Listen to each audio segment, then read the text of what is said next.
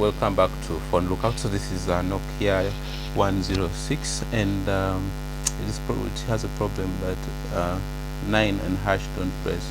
So let me test with previous others. Okay, that's okay. Back, that's up, down, sideways.